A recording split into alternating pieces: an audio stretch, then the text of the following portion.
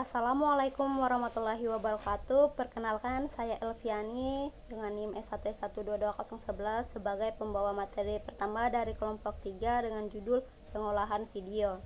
Di sini kami akan menjelaskan secara menyeluruh mengenai proses pengolahan video mulai dari tahap awal hingga menghasilkan video akhir yang siap digunakan. Sebelum memasuki pembahasan utama, izinkan saya memperkenalkan anggota kelompok kami yang berjumlah 9 orang.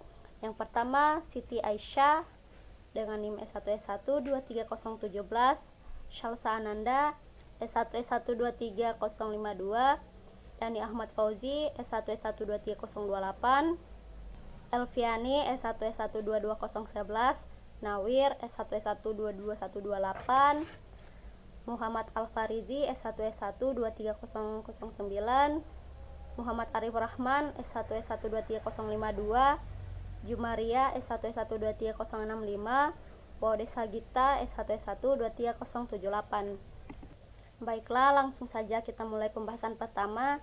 Saya Elviani akan menyampaikan materi tentang pengertian, tujuan, dan manfaat pengolahan video.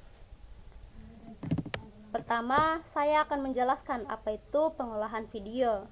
Pengolahan video adalah proses penyuntingan, manipulasi, dan peningkatan kualitas rekaman video agar menghasilkan tayangan yang lebih menarik dan profesional. Dalam proses ini dilakukan berbagai tahapan seperti pemotongan, penyusunan, penambahan efek visual, serta perbaikan warna dan audio. Secara sederhana, pengolahan video dapat diartikan sebagai kegiatan mengubah bahan mentah berupa rekaman menjadi sebuah hasil akhir yang siap ditampilkan kepada penonton. Melalui proses ini, video yang tadinya biasa saja bisa menjadi lebih informatif, estetis, dan memiliki nilai komunikasi yang kuat. Pengolahan video digunakan dalam berbagai bidang seperti industri film, media sosial, pendidikan, periklanan, dan siaran televisi. Artinya, hampir semua konten visual yang kita lihat saat ini, baik di YouTube, media sosial, maupun televisi, adalah hasil dari proses pengolahan video yang dilakukan dengan teknik dan kreativitas tertentu. Dari penjelasan ini, dapat kita pahami bahwa pengolahan video bukan hanya sekedar memotong atau menggabungkan klip, tetapi juga merupakan proses kreatif yang berperan penting dalam menyampaikan pesan secara visual dan menarik bagi audiens. Selanjutnya, saya akan menjelaskan tentang tujuan pengolahan video. Tujuan pengolahan video adalah untuk menghasilkan video yang menarik, informatif, dan berkualitas tinggi. Melalui proses pengolahan yang baik, sebuah rekaman mentah dapat diubah menjadi tayangan yang tidak hanya enak dilihat, tetapi juga mampu menyampaikan pesan dengan jelas kepada penonton. Selain itu, pengolahan video juga bertujuan untuk meningkatkan nilai estetika serta pesan visual dari sebuah rekaman. Artinya, dalam proses editing, seorang editor berusaha menata gambar, warna, dan suara agar tampil lebih harmonis dan enak dipandang. Kemudian, pengolahan video dilakukan untuk memperbaiki kesalahan teknis seperti pencahayaan, warna, atau audio. Dengan begitu, hasil akhir video bisa terlihat lebih sempurna dan profesional. Selanjutnya, pengolahan video juga membantu menyusun alur cerita yang jelas dan komunikatif agar mudah dipahami penonton. Karena dalam sebuah video, alur yang teratur akan sangat mempengaruhi cara penonton menerima pesan yang disampaikan. Dan yang terakhir, tujuan dari pengolahan video adalah untuk mendukung penyampaian pesan sesuai dengan tujuan komunikasi atau promosi. Dengan kata lain, proses pengolahan video membantu agar pesan yang ingin disampaikan dapat diterima dengan tepat sasaran dan menarik perhatian audiens. Selanjutnya, saya akan menjelaskan mengenai manfaat pengolahan video.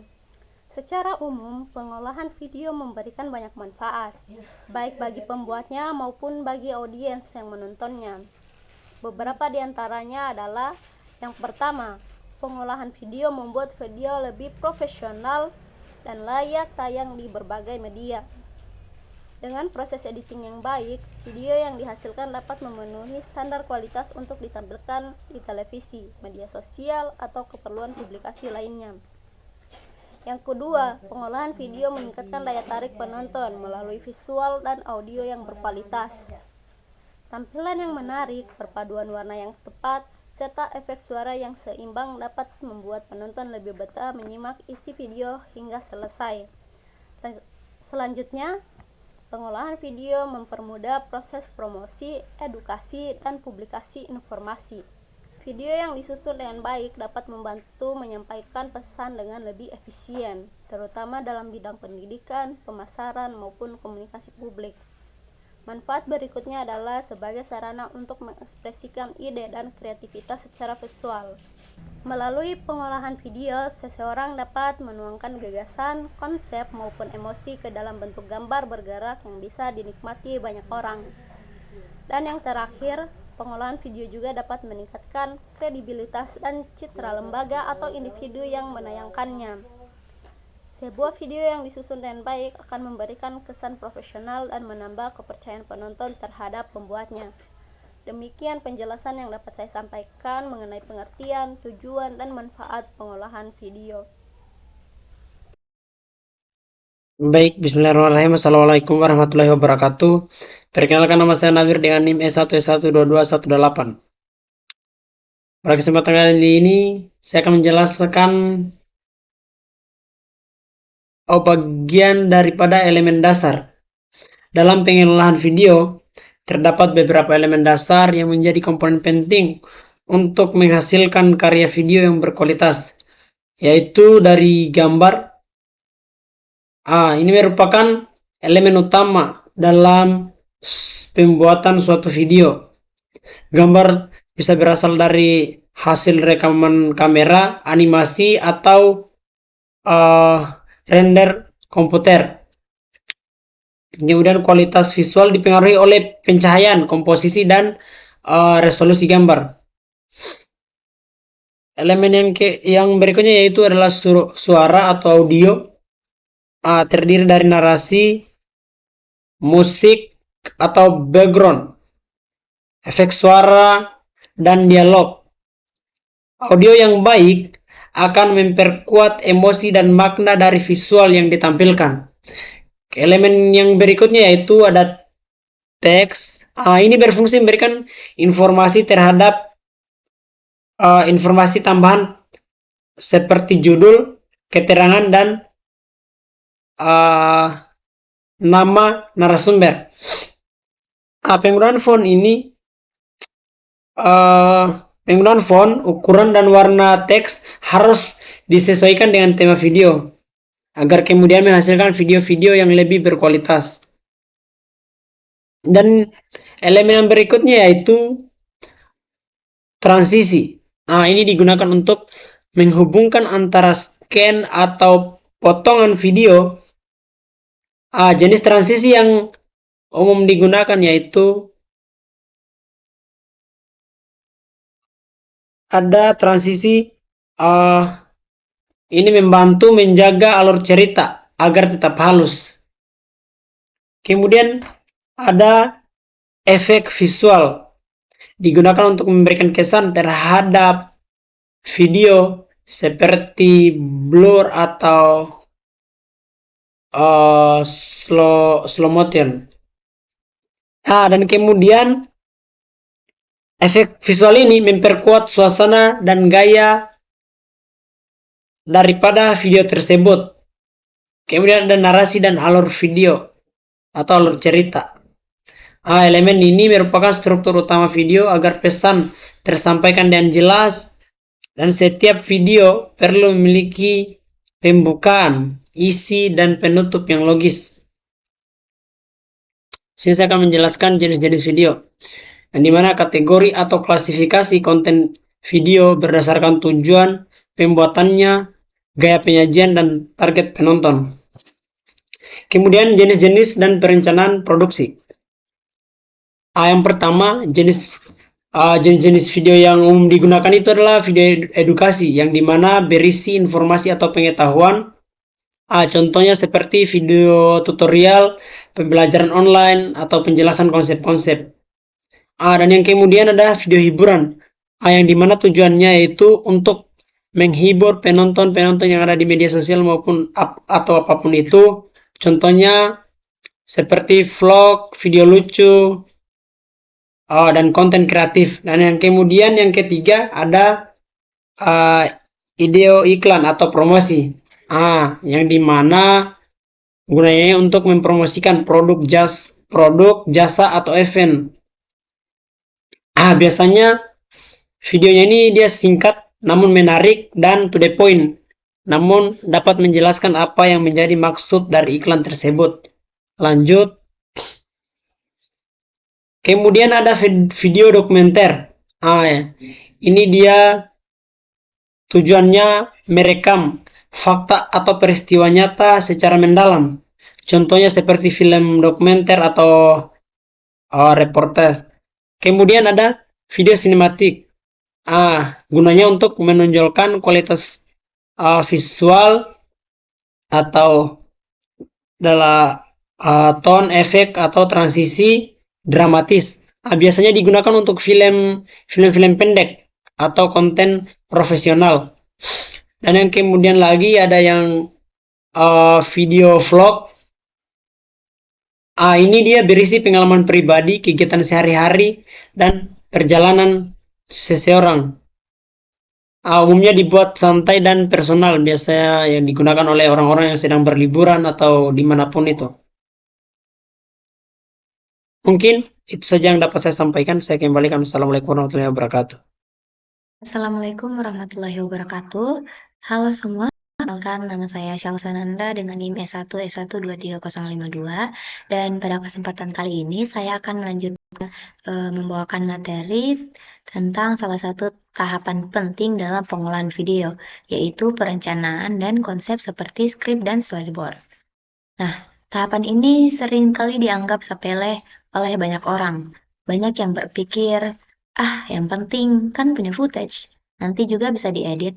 Padahal video yang terlihat profesional dan menarik itu punya pesan yang kuat dan tidak mungkin tercipta tanpa perencanaan yang matang sejak awal. Bayangkan saja misal kita membangun sebuah rumah, kalau langsung membangun tanpa gambar kerja, tanpa desain, dan tanpa rencana, kemungkinan besar hasilnya itu tidak kokoh, tidak rapi, bahkan itu tidak layak huni. Nah, begitu pula dengan video. Kalau kita membuat video tanpa rencana, tanpa arah, hasilnya itu seringkali berantakan. Nah, alur cerita jadi membingungkan juga, terus juga transisinya bisa asal-asalan, tone visualnya tidak konsisten, dan pesan utama itu tidak tersampaikan ke penonton. Nah, maka dari itu, perencanaan video itu berfungsi seperti blueprint, yaitu cetak biru yang akan mengarahkan seluruh proses produksi hingga editing. Nah, adapun langkah-langkah dalam perencanaan video, langkah pertama, kita tentukan tema dan tujuan dari videonya. Nah, kita harus tahu dengan jelas pesan yang ingin disampaikan. Apakah video ini nanti bertujuan untuk menghibur, mengedukasi, menginspirasi, atau mempromosikan sesuatu. Nah, tema dan tujuan ini akan menjadi kompas yang mengarahkan semua keputusan selanjutnya, mulai dari gaya visual, tone audio, sampai durasi dan target audiens. Kemudian langkah kedua itu kita buat timeline produksi. Nah, timeline ini itu mencakup jadwal, proses pengambilan gambar atau syuting, terus ada jadwal editing, dan jadwal publikasi atau penayangan video. Dengan timeline yang jelas, itu kita akan bekerja secara terburu-buru atau asal-asalan. Selain itu juga, timeline juga membantu pembagian tugas antar tim, dan editor tahu kapan materi data, kameramen tahu juga kapan harus syuting, dan tim publikasi juga tahu kapan video itu siap dirilis. Kemudian langkah ketiga itu kita tentukan lokasinya, alat, dan siapa saja yang terlibat. Nah, ini termasuk kita pemilihan lokasi syuting yang mendukung dengan tema videonya. Terus juga ada peralatan seperti kamera, lighting, mikrofon, tripod, serta siapa saja yang akan membantu dalam proses produksinya.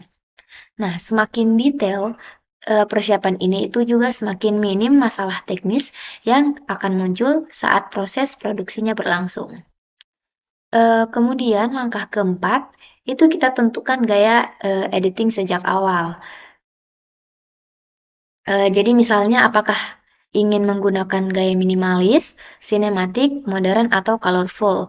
Nah, gaya editing ini itu akan menentukan banyak hal. Misal jenis transisi yang akan digunakan, terus tone warna videonya, terus pemilihan musik latarnya, dan cara menyusun cerita dalam dalam timeline editing. Kemudian di sini tuh adalah contoh video promosi sekolah. Jadi agar kita lebih paham, itu kita lihat saja contoh ini. Yang dimana ini adalah sebuah promosi sekolah tadi, yang dimana dalam perencanaannya, tim kreatif pasti akan menentukan yang pertama. Tema yang diangkat itu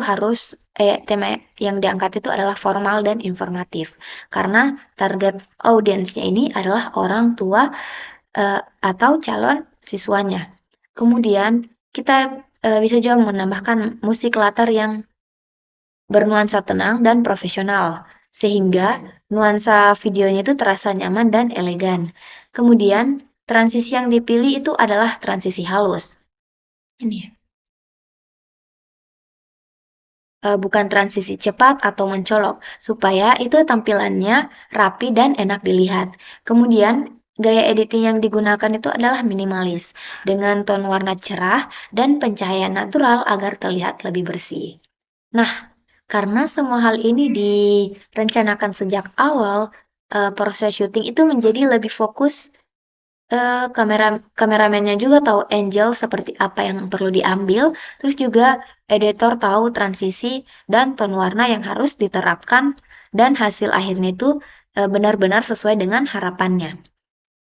Terus coba kita bayangkan jika tidak ada perencanaan seperti itu tadi.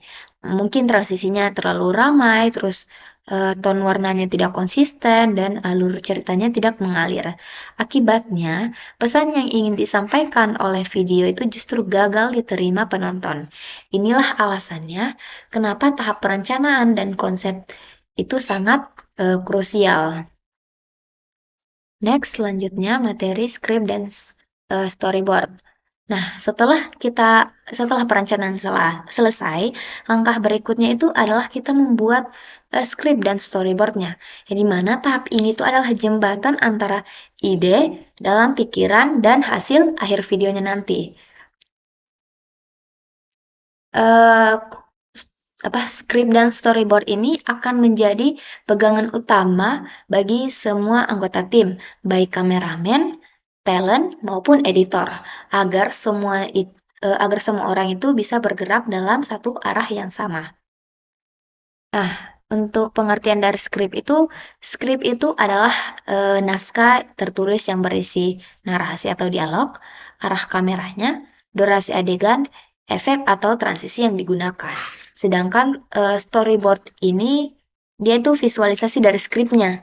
Jadi dia berupa sketsa atau gambar kasar dari tiap adegan, lengkap dengan deskripsi singkatnya, keterangan audio, atau efek visual serta arah gerakan kamera. Nah, fungsi skrip dan storyboard ini memiliki fungsi yang penting dalam proses pembuatan video, yaitu yang pertama, dia menjadi panduan saat syuting dan editing. Nah, semua orang dalam tim ini memiliki arahan yang sama, sehingga proses produksi dan penyutingannya itu berjalan lebih efisien. Kemudian yang kedua, dia memastikan setiap adegannya itu punya urutan logis. Jadi ceritanya itu akan menjadi lebih mengalir, tidak loncat-loncat, dan mudah dipahami oleh penonton. Yang ketiga, mempermudah pengambilan gambar sesuai kebutuhan editing. Jadi kameramen itu sudah tahu adegan apa saja yang harus diambil, sehingga footage yang dihasilkan itu juga lebih terarah. Kemudian yang keempat itu, menghindari pengulangan take yang tidak perlu. Jadi karena semua yang direncanakan, resiko mengambil gambar yang berulang-ulang itu bisa diminimkan. Ini akan menghemat waktu dan juga tenaganya. Selanjutnya itu komponen dalam skrip maupun storyboard. Nah, yang pertama dari skripnya dulu. Nah, di skrip tuh ada narasi atau dialog, yaitu kita menjelaskan apa yang akan diucapkan atau terdengar pada adegan. Kemudian ada arah kamera, yaitu misalnya wide shot, close up, ataupun zoom. Kemudian durasi tiap adegan, agar setiap scene itu tidak terlalu panjang ataupun terlalu singkat. Kemudian keterangan efek atau transisi, jadi seperti fade in, zoom, cut, ataupun dissolve gitu. Kemudian komponen dari storyboard itu yang pertama, gambar sketsa tiap adegan. Jadi dia itu sebagai representasi visual dari naskahnya. Kemudian ada deskripsi singkat isi adegan. Tujuannya itu untuk membantu menjelaskan apa yang sedang terjadi di scene tersebut. Kemudian ada keterangan audio atau efek visual. Jadi misalnya itu kayak musik latar, suara narasi, atau efek suara. Kemudian arah gerakan kamera, jadi seperti panning, zoom in atau zoom out, atau static show. Nah, dari penjelasan tadi, kita itu bisa simpulkan bahwa mulai dari perencanaan dan konsep, serta skrip dan storyboard ini bukan sekedar pelengkap, tetapi dia juga fondasi utama dari sebuah karya video yang berkualitas. Dengan perencanaan yang matang, terus proses produksi menjadi lebih efisien, minim kesalahan, dan hasil akhirnya itu sesuai dengan tujuan awal. Dengan skrip dan storyboard, kalau dengan skrip dan storyboard, itu seluruh tim memiliki panduan yang jelas, sehingga pengambilan gambar dan proses editing itu tidak asal-asalan dan tidak asal-asalan, tapi benar-benar terarah. Jadi mulai dari sekarang, jangan pernah menyepelekan tahap awal ini, karena video yang bagus itu bukan hanya soal efek, keren, dan transisi yang menarik, tetapi juga tentang bagaimana kita merancangnya dengan baik sejak dari awal. Oke, mungkin itu saja dari saya. Saya persilahkan pemateri berikutnya. Assalamualaikum warahmatullahi wabarakatuh. Perkenalkan, nama saya Dani Ahmad Fauzi dengan NIM S1S12308. Saya di sini akan menjelaskan mengenai persiapan editing. Tapi sebelum kita masuk ke persiapan editing, kita harus tahu dulu kenapa kita butuh persiapan. Nah, pertama, persiapan editing ini adalah tahap dalam proses pengolahan video yang dilakukan sebelum masuk ke proses editing. Nah, tahap ini berfungsi untuk menyiapkan seluruh bahan seperti footage, audio, gambar, musik, dan elemen lain yang dibutuhkan agar proses editing berjalan lebih efisien dan terorganisir. Dengan persiapan yang lebih baik, editor dapat bekerja dengan lebih cepat, hasil editingnya menjadi lebih rapi, dan resiko kehilangan data bisa dihindari. Nah, persiapan ini juga membantu menjaga konsistensi proyek, terutama jika dikerjakan oleh beberapa orang dalam satu tim. Nah, tujuan dan komponen persiapan dalam editing itu pertama, tujuan utama dari tahap persiapan editing yaitu pertama itu meningkatkan efisiensi waktu. Dengan semua bahan sudah siap dan terorganisir, editor tidak perlu membuang waktu untuk mencari file atau memperbaiki kesalahan teknis di tengah proses editing. Lalu kedua, ada menjaga konsistensi proyek. Nah, penamaan file dan struktur folder yang teratur membantu editor memahami isi proyek dengan cepat, bahkan jika proyek dikerjakan secara bergantian. Yang ketiga, ada itu meningkatkan kualitas hasil editing. Melalui proses seleksi footage yang baik, hanya klip dengan kualitas terbaik yang digunakan sehingga hasil akhirnya terlihat profesional. Lalu, keempat, mencegah masalah teknis. Dengan sistem backup dan pengolahan file yang baik, editor dapat menghindari kehilangan data, file rusak, dan atau duplikasi proyek yang membingungkan. Lalu, kita di sini mempunyai komponen utama persiapan editing. Nah, persiapan editing ini terbagi menjadi dua komponen penting yang saling berkaitan, yang akan kita bahas sebentar, yaitu yang pertama adalah pengumpulan footage. Proses pengumpulan seluruh hasil rekaman yang akan digunakan dalam video. Lalu ada manajemen file. Lalu di sini dia itu proses pengaturan, penamaan, dan penyimpanan file agar proyek tetap terorganisir dan mudah diakses. Nah, kedua komponen ini menjadi fondasi agar proses editing dapat dilakukan dengan lancar dan profesional. Kita lanjut ke pengumpulan footage. Nah, ini adalah komponen pertama.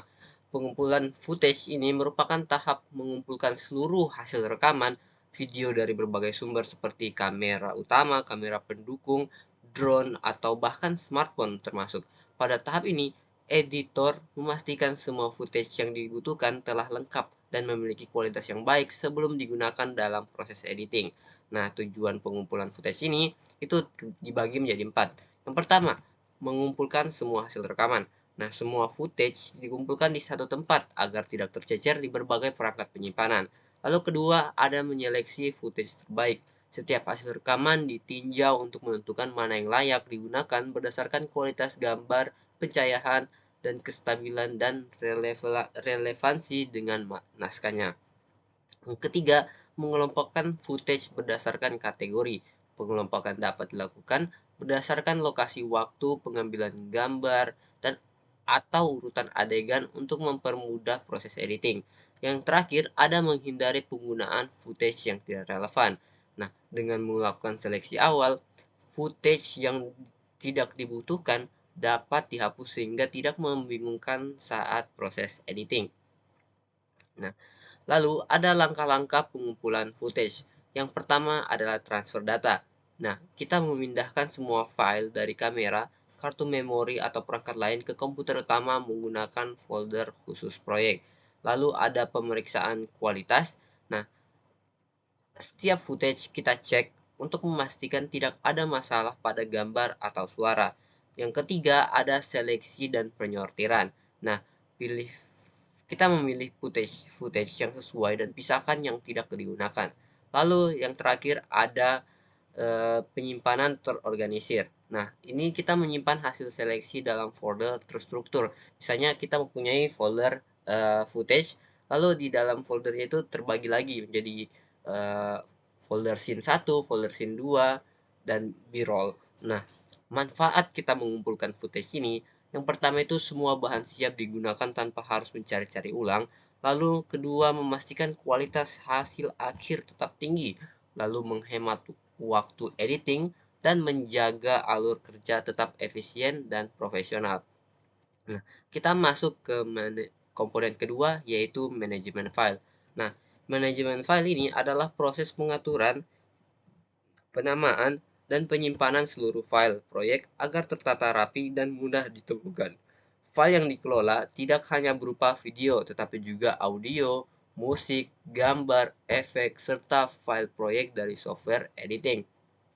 Nah, tujuan manajemen file ini yang pertama yaitu menjaga keteraturan proyek. Semua bahan tersusun dengan sistematis sehingga mudah dicari kapan saja. Lalu kedua, mencegah kehilangan data. Dengan backup dan penyimpanan yang teratur, resiko kehilangan file dapat dihindari. Lalu ada mempermudah kolaborasi. Nah, struktur folder dan nama file yang jelas memudahkan kerja tim editor untuk mencari file yang dibutuhkan. Yang keempat, meningkatkan efisiensi editing. Editor tidak perlu lagi menghabiskan waktu dan mencari file di berbagai lokasi. Nah, di sini kita mempunyai prinsip-prinsip untuk manajemen file. Nah, struktur file yang teratur itu seperti ini. Dia itu dibagi ya. Jadi, misalnya kita mempunyai folder project video. Di dalam folder ini kita membagi lagi sesuai dengan ketentuannya masing-masing atau kategorinya masing-masing. Kita membagikan ke folder footage, audio, musik, gambar, grafik, ekspor, dan lain-lain. Nah, struktur seperti ini membantu editor mengetahui di mana setiap file disimpan tanpa kebingungan. Nah, lalu ada penamaan file yang konsisten. Kita menggunakan sistem penamaan terstandar agar file itu mudah dikenali. Misalnya seperti ini. Scene 01 underscore tag 03 underscore kema titik dot mp4. Nah, di sini juga audionya ada juga prinsipnya, aturannya. Nah, kita di sini menghindari penamaan umum yang membingungkan, tidak profesional. Itu seperti misalnya video 1.mp4. Nah, itu tidak profesional, itu akan membingungkan editor. Lalu ke selanjutnya kita backup file secara berkala. Nah, simpan salinan proyek di media penyimpanan lain seperti hard disk eksternal, SSD, atau layanan cloud mungkin seperti Google Drive, OneDrive, dan seterusnya. Hal ini penting untuk menghindari kehilangan data akibat kerusakan perangkat. Yang terakhir ada gunakan folder proyek software editing. Nah, aplikasi seperti Adobe Premiere, DaVinci Resolve, atau Final Cut Pro biasanya. Kalau misalnya di Android mungkin eh, CapCut gitu, biasanya memiliki sistem penyimpanan proyek yang otomatis membuat folder pengaturan dan cache. Pastikan file proyek ini disimpan dalam satu lokasi utama agar tidak ada yang terlewat. Nah, manfaat manajemen file yang baik ini, kita bisa itu pertama, proses editing berjalan lebih cepat karena semua file mudah ditemukan, menghindari kesalahan, duplikasi atau file hilang, memudahkan kerja tim yang mengedit proyek bersama, lalu ada menjamin keamanan dan keberlanjutan proyek, lalu hasil akhir proyek terlihat lebih profesional dan terstruktur. Nah, mungkin itu saja yang bisa saya sampaikan. Lebih dan kurangnya mohon dimaafkan. Saya serahkan kepada pemateri selanjutnya. Baik, Assalamualaikum warahmatullahi wabarakatuh. Perkenalkan, nama saya Jumaria dengan NIM S1S12306. Selanjutnya kita akan masuk di materi proses editing, di mana untuk proses editing dasarnya itu pertama yang dilakukan ada import, timeline, cut, and trim. Masuk ke import dan timeline. Jadi di sini kita harus mengetahui apa itu import dan timeline. Import adalah proses memasukkan footage, video atau gambar, audio ke dalam software editing, sementara timeline adalah area di mana klip disusun dan diatur sesuai urutan waktu. Timeline sendiri ini merupakan jantung dari setiap proses editing video. Ini adalah tempat di mana semua elemen video, audio, teks, efek itu disatukan untuk membentuk sebuah cerita. Contoh import video bisa kita lihat pada video di samping ini. Di sini saya menggunakan aplikasi CapCut sebagai contohnya untuk kita mengimport file untuk mengedit video.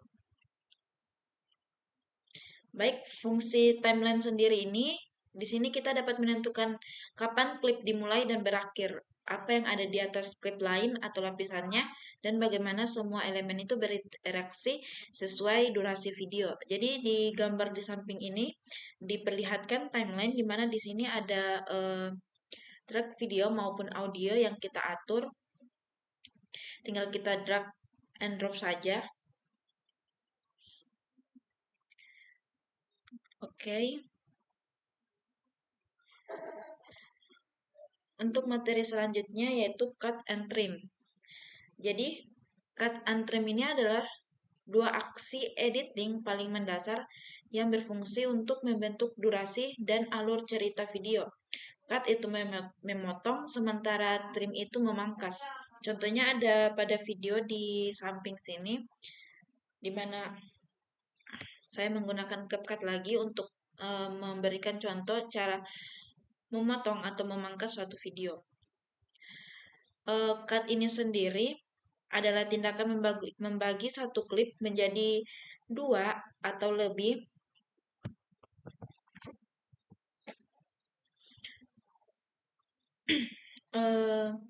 tindakan membagi satu klip menjadi dua atau lebih di titik waktu tertentu. Biasanya mengukur razor tool yang esensial untuk menghilangkan kesalahan, jeda panjang, atau segmen yang tidak relevan. Sementara trim itu adalah proses memangkas atau penyesuaian durasi klip dengan cara menyeret dan menentukan secara presisi titik masuknya dan titik keluarnya pada awal atau akhir klip di timeline. Kedua fungsi ini bekerja sama untuk memastikan bahwa hanya momen-momen terbaik saja, yang paling penting saja yang tersisa, menciptakan ritme yang diinginkan, dan menjaga narasi tetap efisien. Baik, itu dia materi tentang proses editing dasar, import, timeline, cut, and trim. Sekian dari saya ucapkan terima kasih. Assalamualaikum warahmatullahi wabarakatuh. Assalamualaikum warahmatullahi wabarakatuh. Perkenalkan, nama saya Waudi Sita Ramadhani dengan NIM S1S12308. Jadi di sini saya akan menjelaskan materi dari proses editing, yaitu transisi dan alur. Baik, langsung saja. Jadi, transisi ini adalah proses perpindahan dari satu potongan video klip ke potongan video berikutnya. Fungsi utama transisi adalah untuk menciptakan hubungan yang halus antar adegan sehingga perubahan visual tidak terasa tiba-tiba atau mengganggu. Misalnya, transisi dapat digunakan untuk menandai perubahan waktu, tempat, atau suasana dalam video. Kemudian, alur. Alur merupakan urutan logis dari suatu cerita di dalam video. Alur yang baik membuat penonton dapat mengikuti jalan cerita tanpa merasa bingung. Alur video juga berhubungan dengan kecepatan potongan gambar atau yang disebut pacing. Nah, jika alurnya terlalu cepat, penonton bisa lelah. Sebaliknya, jika terlalu lambat, penonton bisa bosan. Oleh karena itu, keseimbangan antara visual dan ritme harus dijaga dengan baik. Selanjutnya ada jenis-jenis transisi. Jadi, ada banyak jenis-jenis transisi yang ada. Namun di sini saya menjelaskan jenis-jenis transisi secara umum atau yang paling umum. Nah, di sini ada cut. Jadi cut ini merupakan transisi paling umum yang digunakan untuk berpindah dari satu klip ke klip yang lain secara langsung. Jenis transisi ini cocok digunakan untuk adegan cepat atau percakapan karena menjaga ritme tetap dinamis. Kemudian ada dissolve atau crossfade. Jadi transisi ini merupakan transisi yang membuat satu gambar perlahan memudar dan digantikan oleh gambar berikutnya. Biasanya digunakan untuk menunjukkan perubahan waktu atau suasana. Selanjutnya ada fade in dan fade out. Jadi fade in ini merupakan transisi yang digunakan untuk memunculkan gambar dari layar hitam, sedangkan fade out digunakan untuk menghilangkan gambar ke layar hitam untuk memberi kesan yang halus. Selanjutnya ada wipe atau slide. Jadi wipe atau slide ini merupakan transisi yang menampilkan perpindahan dengan efek geser dari satu arah ke arah yang lain. Jenis ini cocok untuk video kreatif seperti vlog atau presentasi yang menunjukkan perubahan lokasi. Selanjutnya ada beberapa transisi kreatif yang digunakan untuk efek visual menarik, yaitu ada zoom, spin, dan light clip. Namun, penggunaan dari transisi-transisi ini itu harus sesuai konteks, karena jika tidak, maka jika tidak sesuai konteks, maka itu akan mengganggu fokus penonton.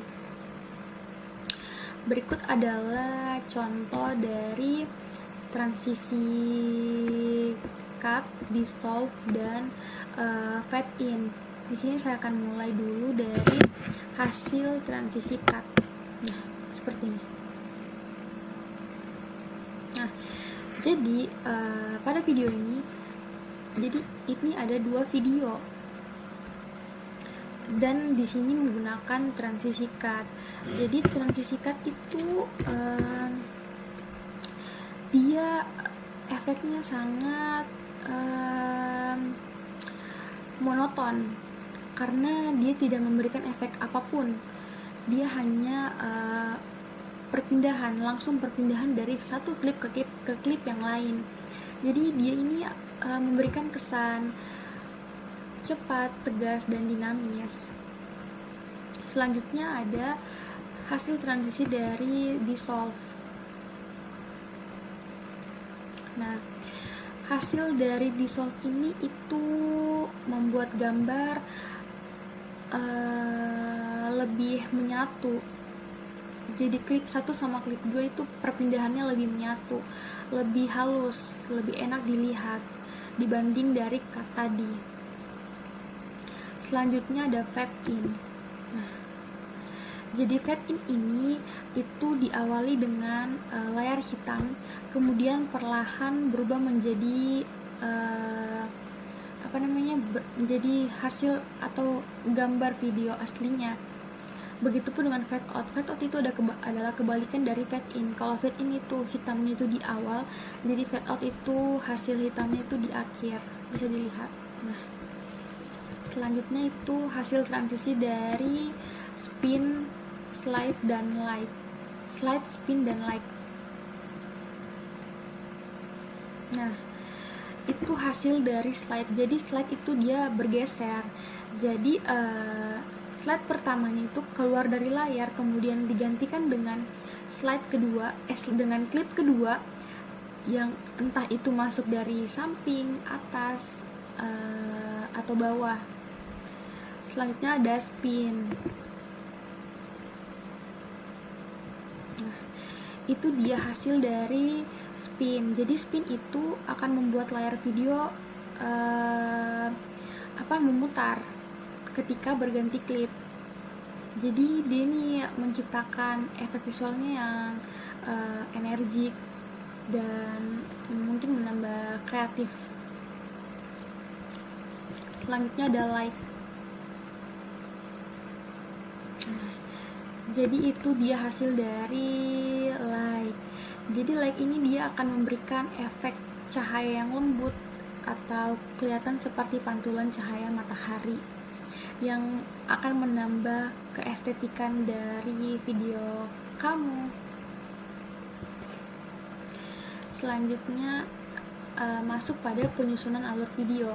Jadi alur video adalah urutan penyajian adegan yang membentuk sebuah cerita yang utuh dan mudah dipahami penonton. Dalam penyusunan alur, editor harus memastikan bahwa setiap potongan video memiliki hubungan logis dan emosi yang mengalir dari satu bagian ke bagian yang lain.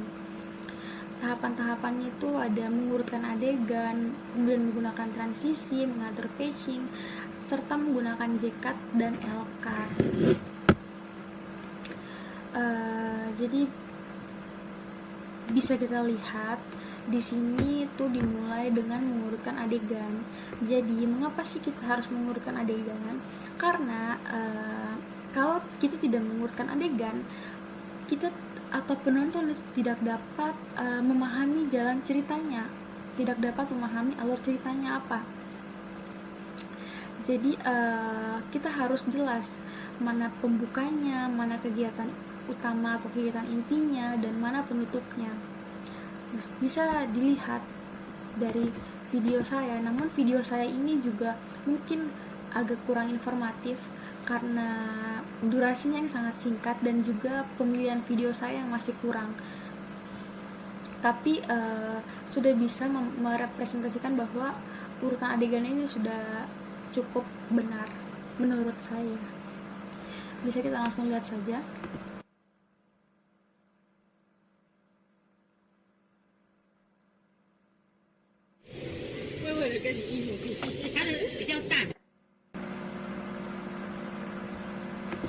Jadi videonya itu diawali dengan perjalanan ke kantor. Itu sih kayak datang di kantor, terus lagi kerja, kemudian makan siang, lalu pulang. Seperti itu kurang lebih. So, what do you think you'll do? How are you going to spend your life? I'm not sure. Kemudian menggunakan transisi. Jadi transisi ini itu dipasang di antara tiap-tiap klipnya agar perpindahan gambarnya itu tidak terasa kasar dan juga hasil videonya itu tidak monoton. Jadi kita menggunakan transisi, namun gunakan transisi yang sesuai konteks. Karena kalau tidak, seperti yang telah saya sebutkan dan saya jelaskan tadi, hasilnya akan kacau. Karena kalau kita tidak sesuaikan konteksnya kalau kita tidak sesuaikan transisi dengan konteks videonya. Nah, bisa kita lihat di sini transisi yang saya gunakan. Ulang.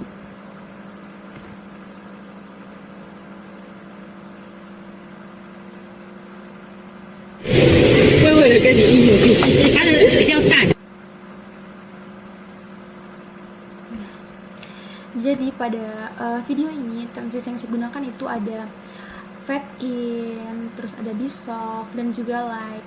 Jadi saya menggunakan transisi yang secukupnya dan lumayan sesuai konteks. Oke, selanjutnya teknik J-cut. Jadi teknik J-cut ini merupakan teknik edit video yang dimana suara dari adegan itu dimunculkan lebih dulu dibanding gambarnya. Jadi hanya suaranya terlebih dahulu yang muncul, kemudian disusul oleh gambar atau videonya. Bisa kita lihat pada video saya. So, what do you think you'll do? How are you going to spend your life? I'm not sure. But I do know. I'm gonna live every minute of it. Jadi video yang saya tampilkan ini tuh sudah cukup mewakili apa sih itu teknik JCAT. Selanjutnya kita masuk pada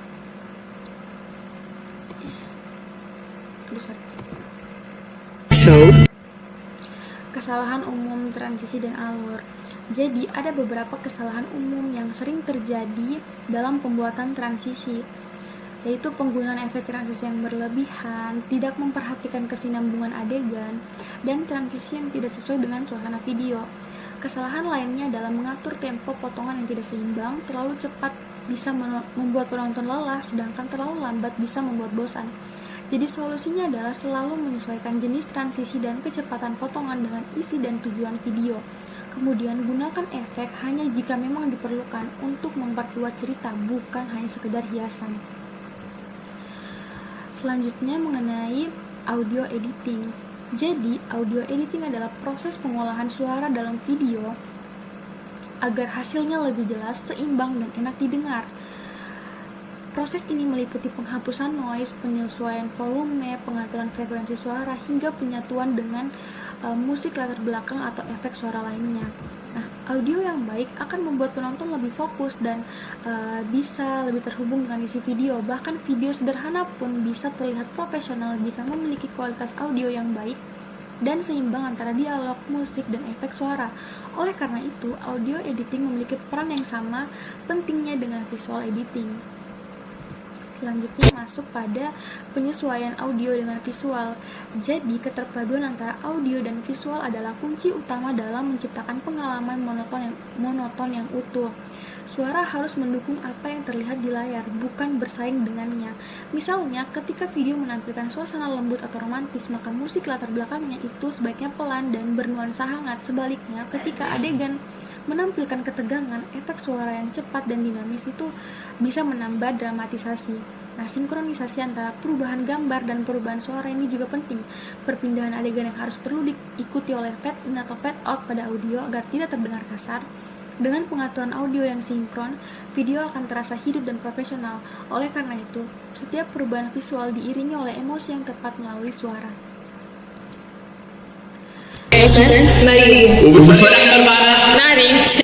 Jadi pada dua video yang saya tampilkan ini itu merupakan tahap noise reduction, yang dimana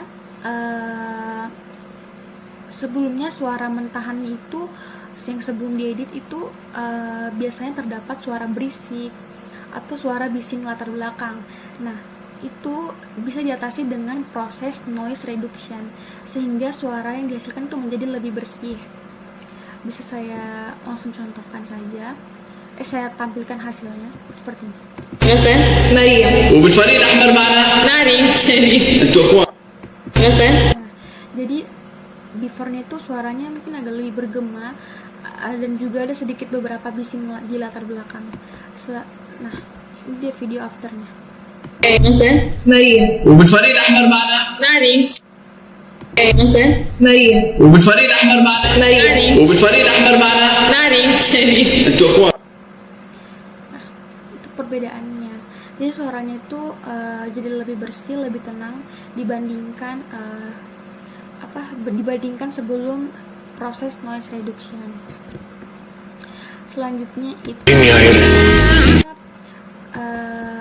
contoh hasil audio editing dari teknik ducking.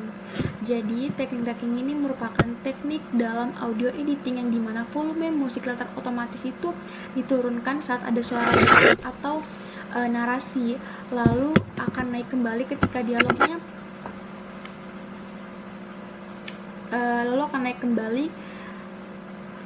dialognya berhenti disebut. Nah, tujuannya itu agar suara utamanya tetap terdengar jelas tanpa tertutup oleh musik. Nah, berikut adalah contoh. Gue bukan peramal, Mohan. Gue nggak tahu gimana akhirnya kita nanti.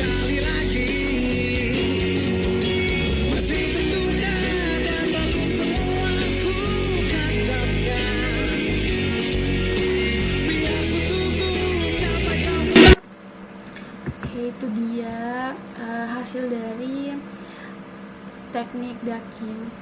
Oke, sekian itu saja penjelasan dari saya. Kurang dan lebihnya mohon dimaafkan. Saya akhiri. Wabillahi taufiq wal hidayah. Wassalamualaikum warahmatullahi wabarakatuh. Oke, bismillahirrahmanirrahim. Assalamualaikum warahmatullahi wabarakatuh. Perkenalkan, nama saya Muhammad Farzi Ramadan dengan NIM 1232009. Oke, hari ini saya akan melanjutkan materi. Kita masuk ke materi color correction and effect. Color correction dalam proses editing, dua aspek penting yang mempengaruhi kesan akhir adalah color correction dan visual effect. Color correction memastikan warna tampak realistis dan konsisten antar scene, sedangkan efek serta animasi teks menambah nilai estetika dan membantu menyampaikan pesan dengan lebih hidup. Gabungan keduanya menciptakan video yang tidak hanya informatif, tapi juga emosional dan profesional. Apa itu color correction?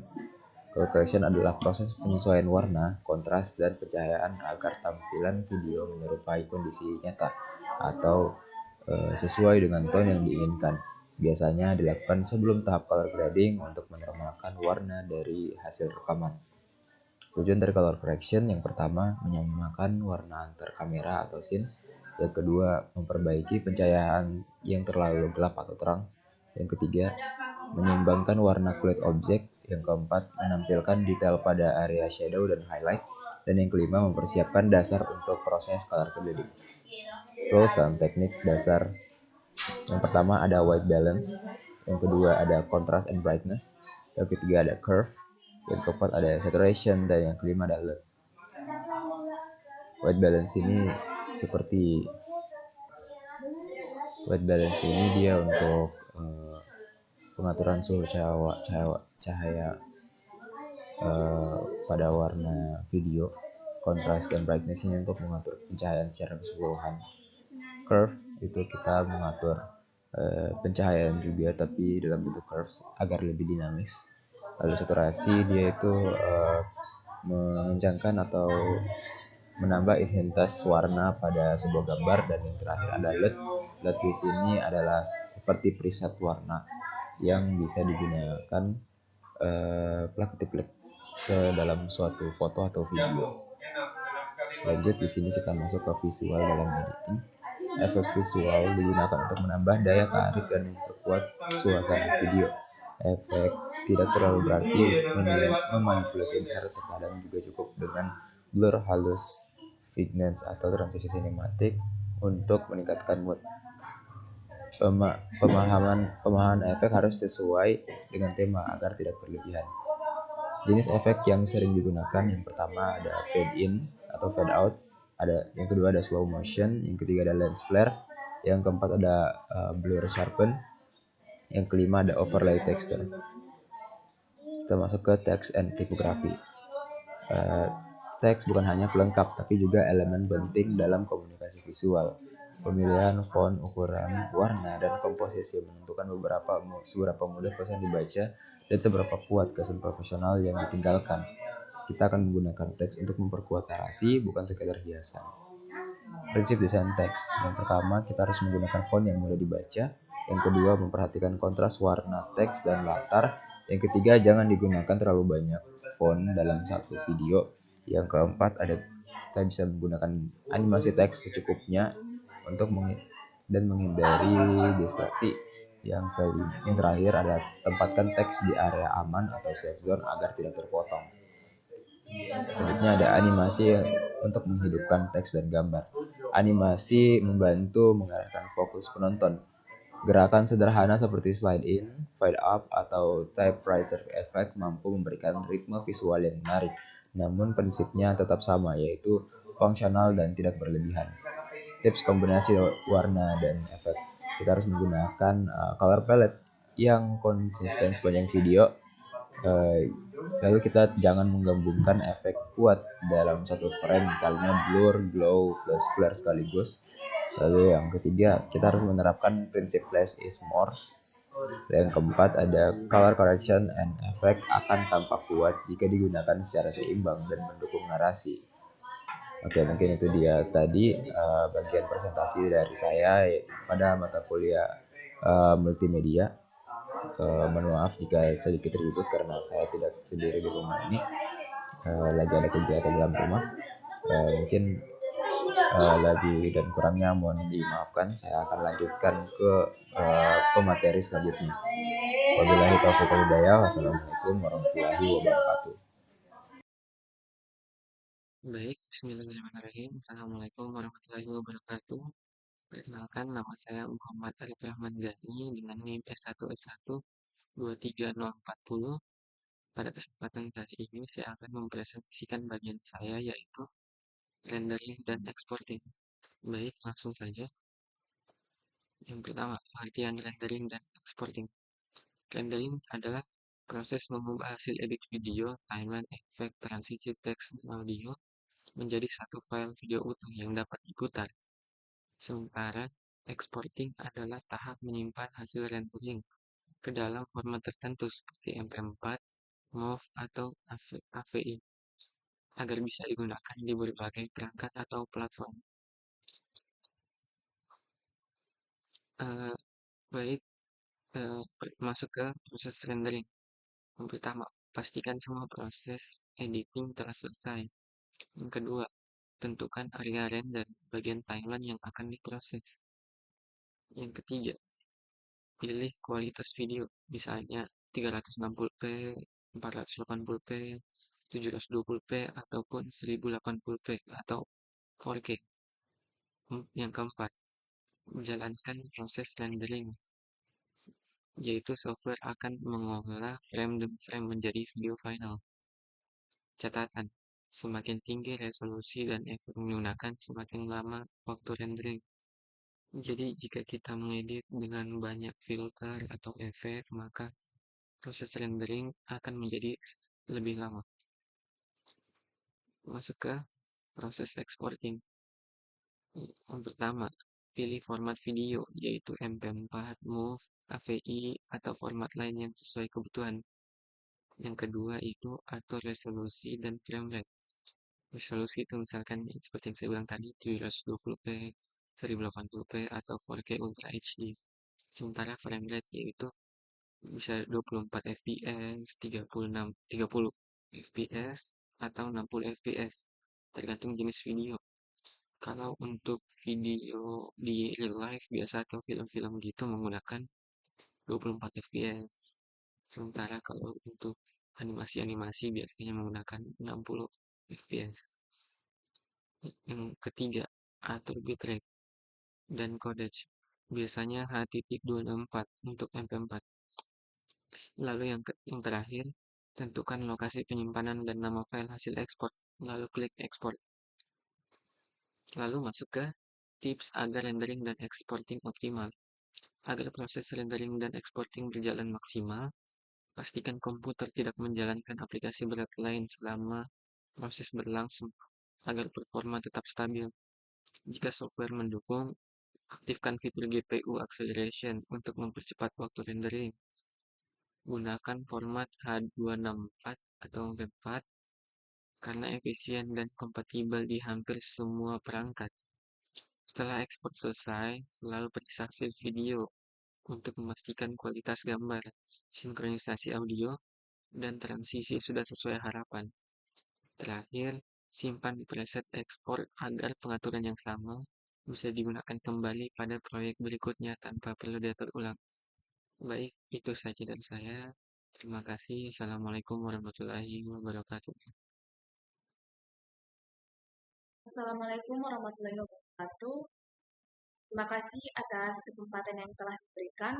Sebelum itu, perkenalkan nama saya Siti Aisyah dengan NIM S1S123017.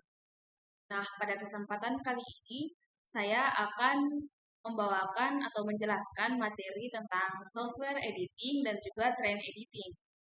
Nah, pada bagian ini nantinya saya akan membahas secara rinci tentang perangkat lunak atau software editing yang populer digunakan, tren serta teknologi modern dalam dunia editing video, dan juga beberapa tips penutup agar hasil pengolahan video itu menjadi lebih profesional dan juga efisien. Nah, baik, langsung saja kita mulai pada bagian yang pertama, yaitu software editing. Software dalam pengolahan video, software editing dia itu dapat memegang peran yang sangat penting. Kenapa? Karena software inilah yang menjadi alat utama seorang editor untuk mau memotong, menggabungkan, atau menambahkan efek visual dan juga audio pada video. Nah, hingga nantinya dia menciptakan komposisi video yang menarik dan juga bermakna. Pemilihan software bergantung pada tujuan, tingkat keahlian, serta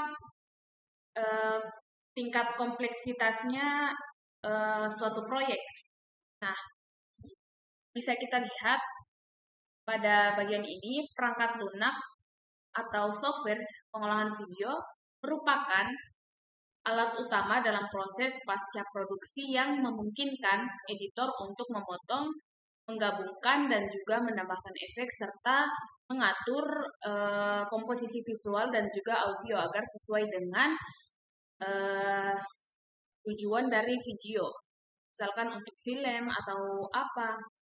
Nah, pemilihan software ini disesuaikan dengan kebutuhan.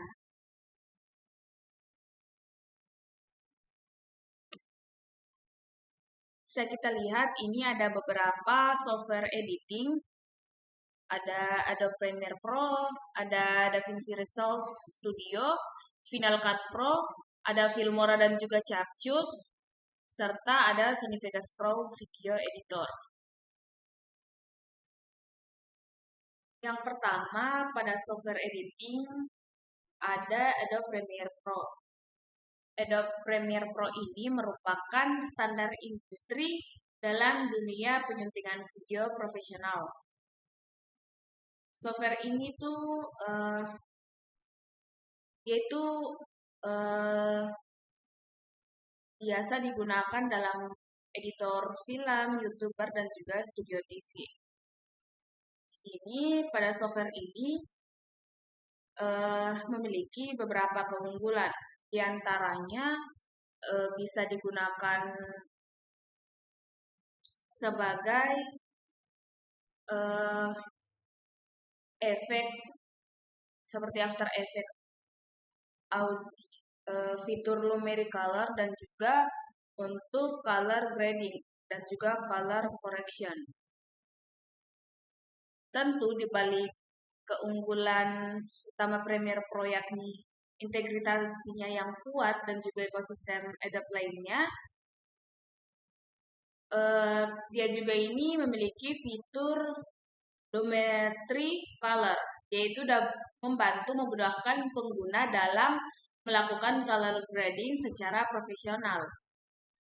Dia ini juga mendukung berbagai format video mulai dari MP4, MOV hingga MKV.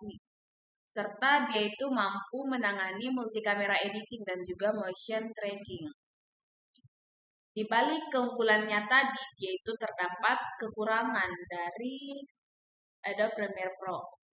Kekurangan dari software ini adalah yaitu spesifikasi komputer yang digunakan tentu harus cukup tinggi, serta sistemnya itu kebanyakan harus berlangganan atau berbayar. Dan kalau mau berlangganan juga tentu mahal, namanya juga sering digunakan dalam film, YouTuber, jadi cukup mahal.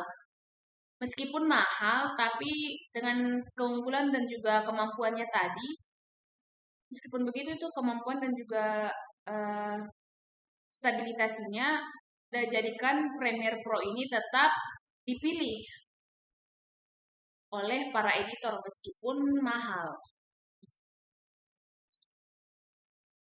Baik, selanjutnya di sini ada setelah Adobe Premiere Pro di sini ada DaVinci Resolve. Nah, software kedua ini yaitu DaVinci Resolve dari Blackmagic Design, yaitu awalnya DaVinci Resolve ini dikenal sebagai software color grading yang paling canggih di dunia perfilman. Namun, sekarang Resolve sudah berkembang dan jadi software all-in-one yang mencakup editing melalui Vision, lalu ada audio post-production melalui Firelight. Tentu, semua software ini memiliki keunggulan dan juga kelemahan. DaVinci Resolve ini, keunggulan utamanya dia itu terletak pada akurasi warna dan juga fleksibilitas tampilan timeline-nya. Banyak editor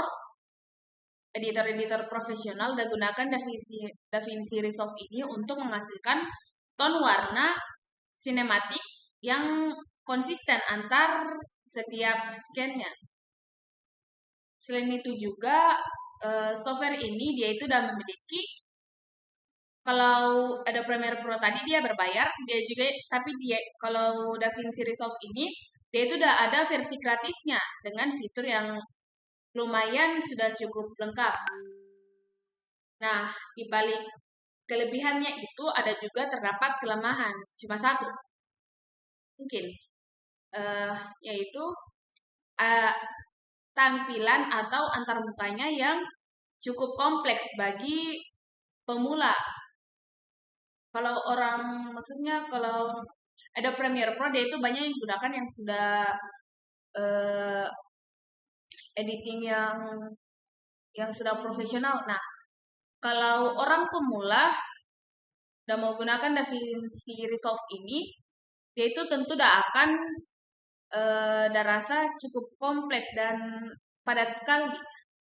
Namanya juga pengguna baru atau pemula. Tapi maksudnya kalau orang yang serius atau udah mau ingin dalami dunia color correction, DaVinci Resolve ini adalah pilihan yang pas, yang cocok untuk orang tersebut. Nah, setelah dua software editing yang sudah saya jelaskan tadi, masih ada beberapa, yakni ada Final Cut Pro, Filmora dan CapCut, dan juga Vegas Pro. Langsung saja di sini kita masuk ke Final Cut Pro. Final Cut Pro ini yaitu software editing yang bisa dibilang eksklusif bagi pengguna Apple.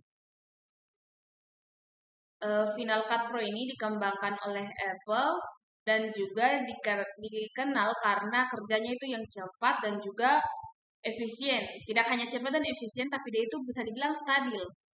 Nah, salah satu fitur unggulannya adalah dia itu ada magnetic timeline-nya yang memudahkan pengaturan klip secara dinamis tanpa kita mau khawatirkan terjadi celah di timeline tersebut.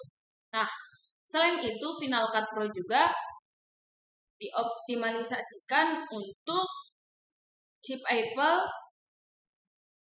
yang M1, M2 dan juga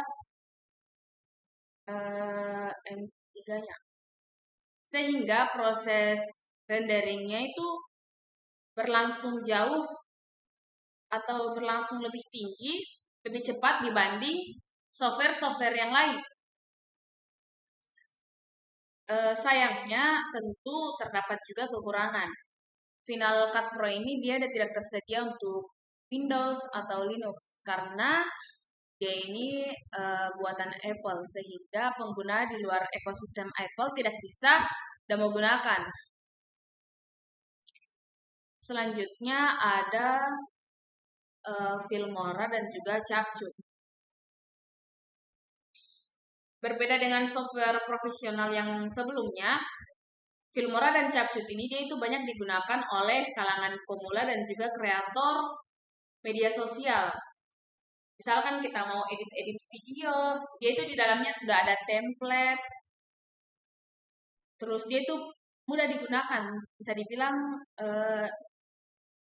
baik ibu-ibu mau upload konten di media sosialnya, mau upload apa, banyak yang menggunakan CapCut.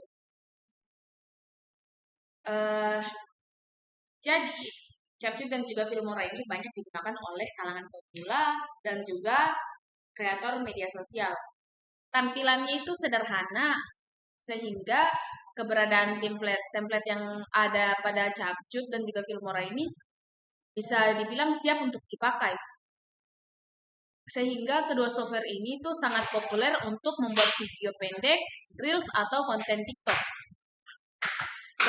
Keunggulan lainnya adalah dapat memudahkan pengguna di berbagai perangkat, bisa di HP, di komputer, serta dia itu juga ada juga fitur-fiturnya yang bagus seperti auto caption, fixing, dan juga AI background remover. Di balik keunggulannya itu tentu saja kemampuan efek visualnya itu masih terbatas dari software-software yang lain untuk mau produksi video berskala besar. Tentu kalau orang membuat film tidak bisa. Selanjutnya kita masuk kepada software yang terakhir, yaitu Vegas Pro.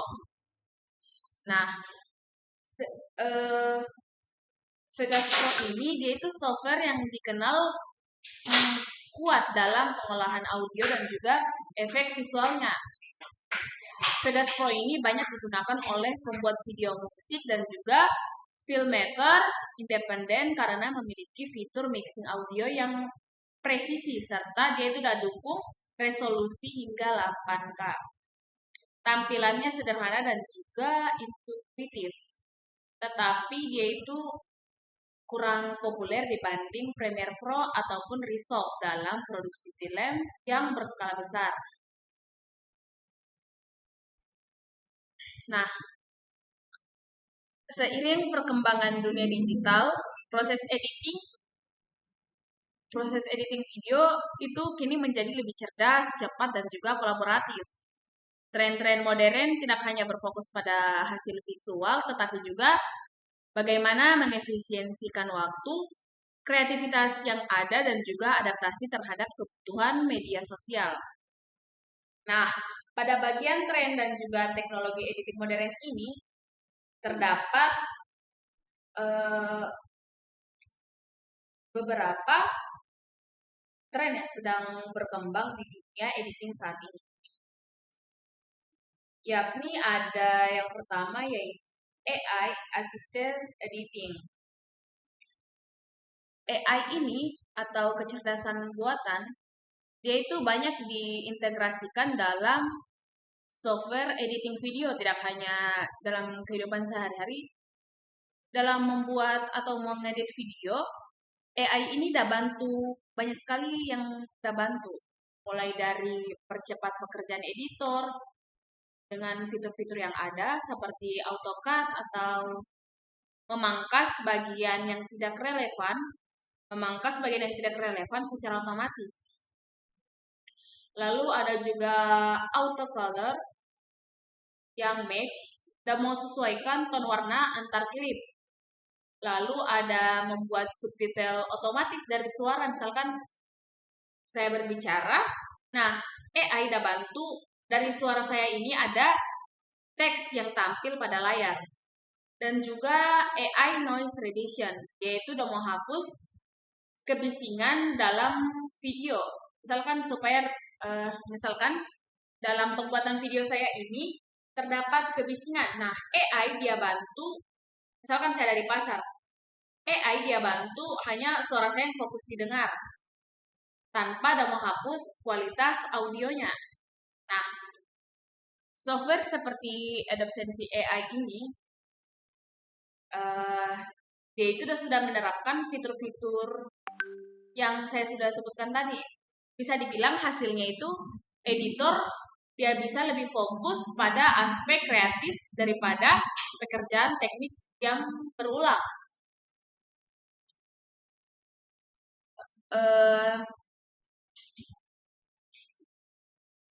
Selanjutnya ada editing mobile. Nah, editing berbasis perangkat mobile ini seperti CapCut, VN Video Editor, dan LumaFusion. Dia ini bantu pengguna melakukan editing langsung seperti di HP atau di komputer, laptop, dengan hasil yang tidak kalah, misalkan dari HP, hasilnya itu tidak akan kalah dengan yang di laptop. Kalau editing mobile ini, kelebihan utamanya adalah yaitu cepat, praktis, dan juga fleksibel, terutama untuk pembuatan konten media sosial seperti TikTok, Instagram, atau kita mau buat reels TikTok, reels Instagram, reels YouTube Shorts. Nah, format video vertikal yakni 9:16 ini menjadi standar baru dalam konsumsi konten digital. Namun, kontrol detail seperti keyframe, animation, atau advanced color grading masih terbatas dibandingkan software yang ada pada PC. Selanjutnya, kita masuk kepada yang ketiga, yaitu virtual production dan juga real-time rendering. Salah satu inovasi yang terbesar adalah penggunaan virtual production dan juga real-time rendering. Kenapa bisa dibilang begitu? Karena teknologi ini digabungkan dunia nyata dan juga digital menggunakan Unreal Engine, di mana latar belakang dibuat secara virtual, namun divisualisasikan secara langsung saat proses syuting. Contoh yang paling terkenal dari penerapan teknologi ini adalah film The Mandalorian yang menggunakan layar LED raksasa untuk menampilkan dunia virtual secara real-time, yang dimana memiliki keunggulan utamanya yaitu efisiensi biaya produksi, pencahayaan lebih realistis, dan juga fleksibilitas yang kreatif yang tinggi. Nah, selanjutnya tren dan juga teknologi editing modern yang selanjutnya yaitu ada cloud collaboration. Dulu bisa dibilang satu proyek video hanya bisa dikerjakan dari satu komputer. Nah, sekarang berkat adanya cloud collaboration, tim editing itu udah bisa kerjasama dari lokasi yang berbeda. Misalkan ada sebuah tim YouTuber, dia itu ingin melakukan editing. Setelah YouTuber tersebut membuat video, selanjutnya mau dilakukan editing.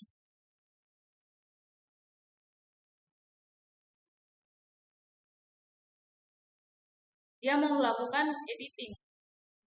Nah, karena adanya cloud collaboration, dorang bisa nih kerjakan di lokasi yang berbeda. Misalkan ada yang di studio, ada yang di tempatnya itu konten kreator. Jadi mereka bisa bekerja sama di lokasi yang berbeda. Platformnya itu seperti Frame.io, Blackmagic Cloud, dan juga Dropbox Collaboration. Dia itu udah bantu setiap anggota tim untuk mengakses, edit, dan juga berikan komentar langsung dalam satu proyek yang sama. Hal ini meningkatkan efisiensi keamanan dan juga mempercepat proses revisi dan juga publikasi. Terdapat juga beberapa keunggulan yakni sinkronisasi otomatis antar perangkat, proses revisi cepat dan juga transparan, dan juga akses data yang aman dan juga terpusat. Selanjutnya, tren dan juga teknologi editing modern, ada namanya editing konten vertikal. Editing konten vertikal ini merupakan tren terakhir, yakni dengan meningkatnya konsumsi video pendek yang ada di platform seperti TikTok, YouTube. Format vertikal ini menjadi norma baru. Video dibuat dengan durasi singkat, misalkan ada 15 detik hingga 60 detik, menggunakan teks dinamik, efek musik populer, dan juga dia itu visualnya itu cepat, yang dimana short video ini, editing konten vertikal ini, dia itu menarik para penonton, pokoknya ada cari perhatiannya penonton. Nah, keberhasilan editing vertikal ini bergantung pada kreativitas dan juga pemilihan momen yang paling menarik dari footage utamanya.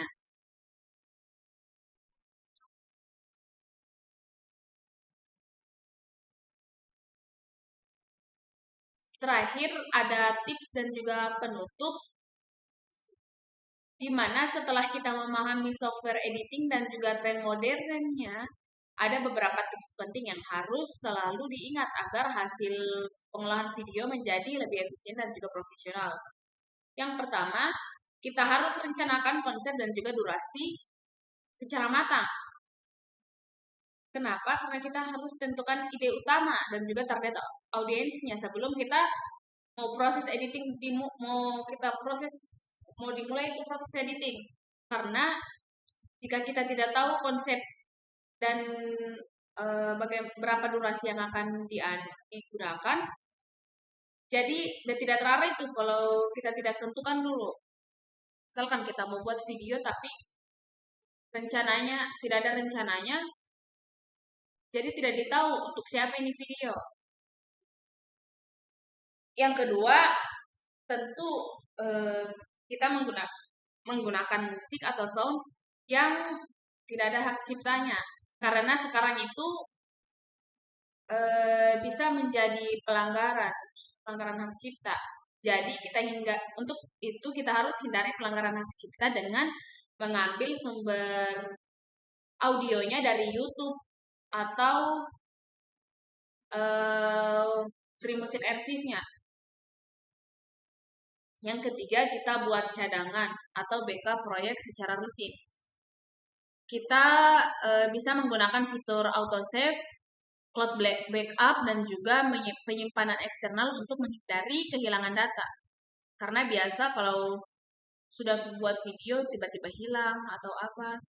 Yang keempat, kita harus perhatikan hak cipta, footage, dan juga elemen visual. Karena footage juga yaitu memiliki hak cipta. Maka dari itu, untuk menghindari hak cipta tadi, pelanggaran hak cipta, kita gunakan footage hasil produksi sendiri atau yang berlisensi bebas. Yang kelima, kita harus pelajari shortcut video editing. Kita harus kuasai shortcutnya untuk mempercepat proses editing hingga 30%. Yang keenam, kita harus melakukan evaluasi bersama tim atau kelompok sebelum mau dilakukan publikasi. Kita harus pastikan setiap elemen, audio, transisi hingga warna yang sesuai dengan konsep awalnya, konsep awal tim. Tips dan juga saran yang terakhir yang ketujuh, yaitu kita harus sesuaikan format output dengan platform distribusi. Misalnya harus sesuai untuk YouTube, untuk vertikal, untuk TikTok atau untuk Reels, itu harus sesuai dengan format outputnya, dengan platform distribusinya. Nah, tips yang terakhir, kita harus ikuti perkembangan tren dan juga kita harus ikuti perkembangan zaman, tren dan juga teknologi baru. Karena dunia video itu selalu berubah. Jadi kita harus beradaptasi dengan teknologi baru seperti AI yang banyak keuntungannya tadi, dan juga cloud yang menjadi kunci keberhasilan editor masa kini. Jadi kesimpulannya, perkembangan tren pengolahan video ini saat ini bukan hanya soal visual yang indah, tetapi juga tentang efisiensi, kreativitas, dan juga kemampuan beradaptasi dengan teknologi baru. Dengan kita pahami software yang sedang populer, kita ikuti tren editing modern, dan juga menerapkan prinsip profesionalismenya, kita bisa menghasilkan video yang tidak hanya menarik, tetapi juga dan memiliki nilai estetika dan juga pesan yang kuat. Demikian yang dapat saya sampaikan. Terima kasih atas perhatiannya. Wassalamualaikum warahmatullahi wabarakatuh.